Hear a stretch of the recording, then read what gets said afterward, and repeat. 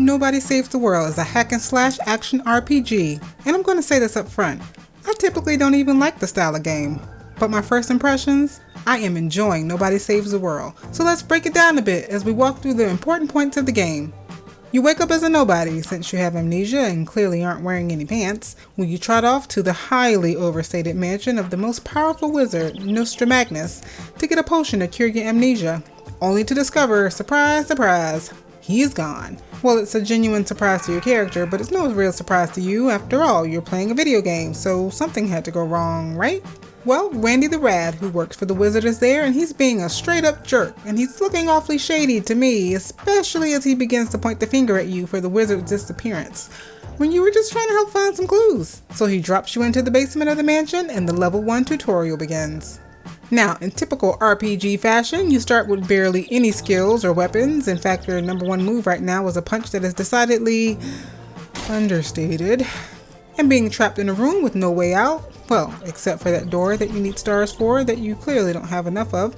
You learn that you have the ability to morph into other forms, and each of these forms has their own abilities. For instance, as a mouse, you can gnaw away at things and fit into small spaces. The ranger has a bow and arrow, and the guard has a sword and armor. Each form has its own special skills and a skill tree, and to make you feel good about yourself, you start off with a score of F. And as you fulfill your quests assigned to each particular form, up the grading scale you go.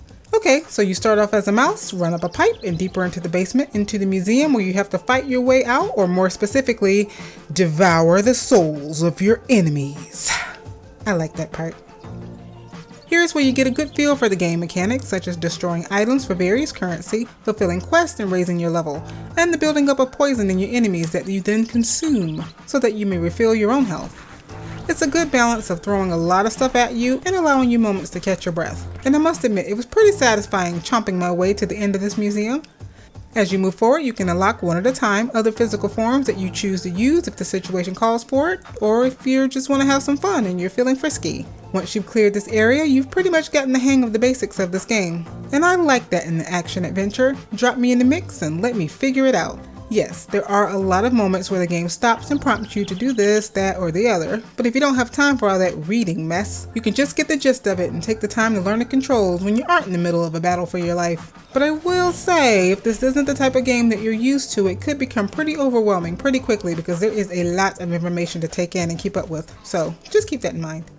Overall, the game is bright and colorful, the characters are weird looking but not off-putting, and the writing is pretty witty. I didn't mind stopping to talk to the stragglers hanging around just to see what they had to say.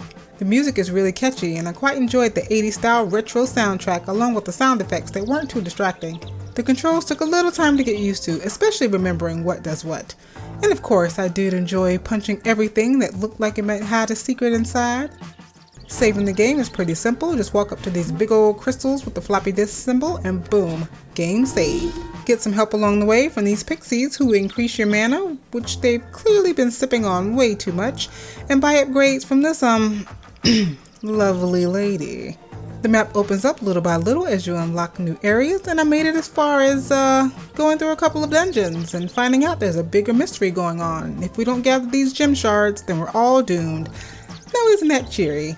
Nobody Saves the World currently has a home on Xbox systems and the PC, but if you're looking for something a bit more dark and puzzling, check out this adventure here.